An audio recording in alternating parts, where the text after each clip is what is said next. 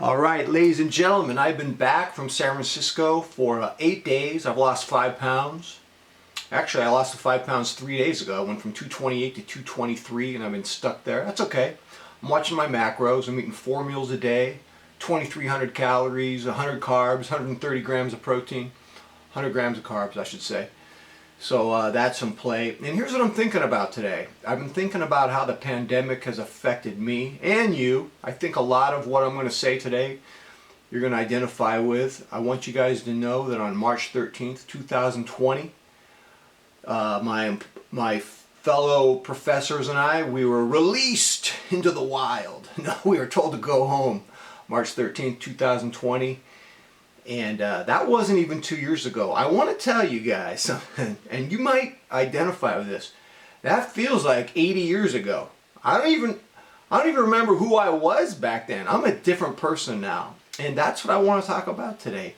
What happened to me? What happened to you? What happened to us in the last, I don't know, 20 months? Is that what it's been now?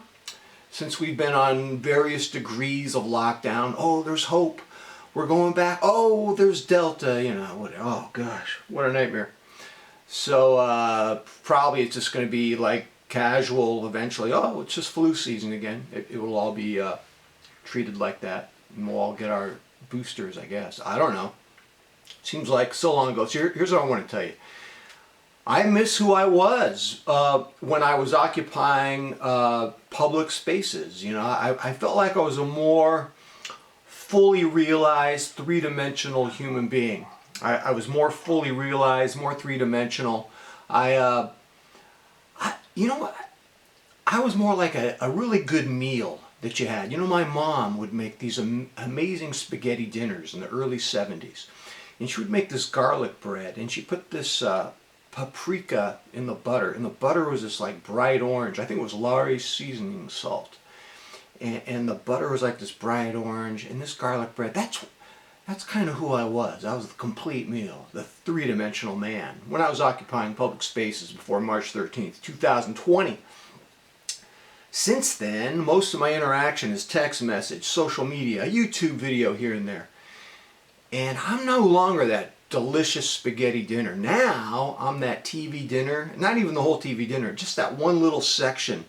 The instant mashed potatoes that you take out of the, well, back in the day it was an oven. I don't even think we had a microwave back in the day. But you know, you took it out and everything seemed hot, but in the middle of that little instant mashed potato, it was still rock ice cold. It was just a piece of ice. And that's what I am now. I'm that disgusting bite of instant mashed potato that tastes like ice.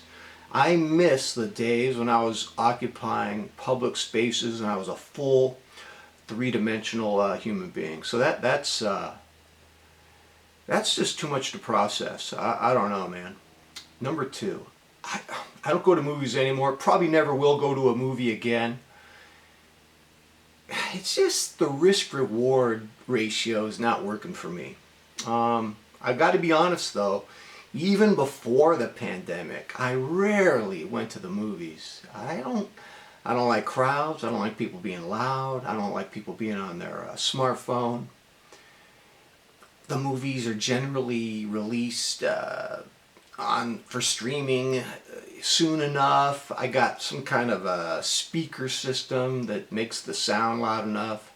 I wouldn't say that I'm rich and I spent $1,000 on a immersive sound system, but I mean it's good enough. I'm not going to the movies, man. You got ushers with flashlights, putting it in your face. Are you an usher or are you rescue team trying to free me from the capsized ship in the Poseidon adventure? What is up with that, man? I will go to restaurants though. To me, the risk-reward ratio is acceptable. I do like the restaurant experience. I'm doing it. You can't stop me. Hey man, I got my shots. What do you want me to do? I'm going to the restaurants. I need that. I don't need to go to movies though. Movies are done. Third change. Kettlebells. I knew I liked kettlebells. I didn't know I was so dependent on kettlebells. Before the pandemic, 3 kettlebell workouts a week and some kind of cardio on my off days. And Now it's like kettlebells 6 days a week. I really need kettlebells. I'm psychologically dependent on them. They anchor my day. If it's not a kettlebell day, I mean, a lot of you guys know me as a watch addict, and I am one, and I want to call myself a recovering watch addict because I only have 3 watches in my possession. So that makes me clean, right? Right? Whatever. But I have to tell you, my psychological dependence on kettlebells is even more acute than it is on watches.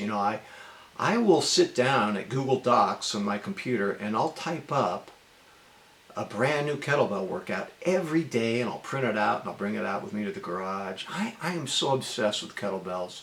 They clear my brain, they anchor my day. Cheap therapy, cheap psychiatry. Wow.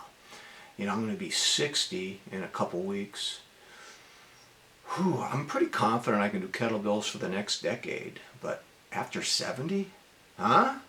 What am I going to do when I can't do kettlebells? Am I going to get some kind of a cardio machine? I hate cardio machines. I feel like I'm a rat in some kind of a Pavlovian experiment. I'm not feeling that at all. So my kettlebell dependence has become very clear to me during the pandemic. The other thing I've noticed, this is dangerous, man. I find myself wearing pajamas way too much. Way too much, man. Man, I want to explain something to you guys since the pandemic.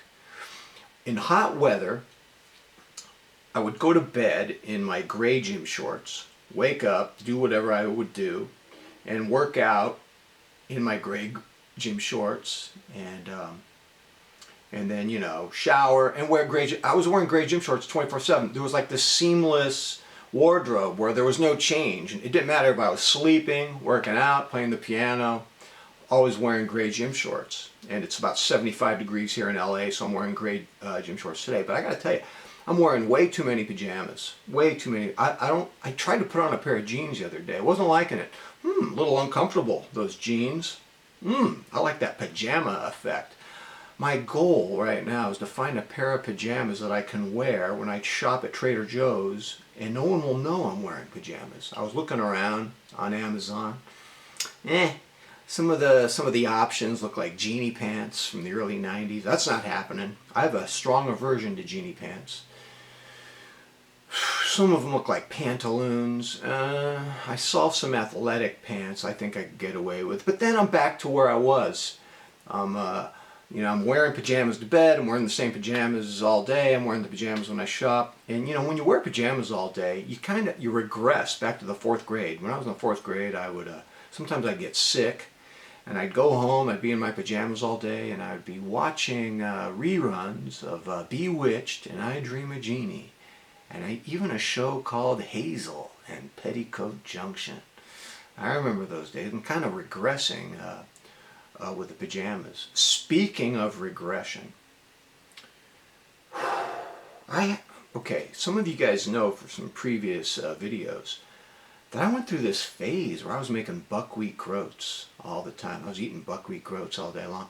Finally, my wife says to me, "Dude, that's baby food. Mush. You've regressed." Oh my God. So I quit making them. I'm back to my Greek yogurt with protein powder in the morning, and I've lost 5 pounds. So I think I've regressed. I need a plan to come back. I need to make a comeback, man. When you take the claws out of a cat so it doesn't scratch up your house, the problem is the cat can't go outside after that, ever. Can't fend for itself. I need to make sure that I don't go too far down the road to pajamas and mush and regression. I need to be ready, because I believe, we could be in some dark ages for a while, but eventually we need to get ready to come back. We've got to make that comeback. We've got to keep our spirits strong. Ladies and gentlemen, what are you doing to avoid regression? What are you doing when you find yourself tempted to wear pajamas all day? What are you doing to be confident you can make the comeback? Maybe you've already made the comeback. What do you got, man? What's your secret sauce? All right, ladies and gentlemen, tell me what you think. And until next time, I'm out.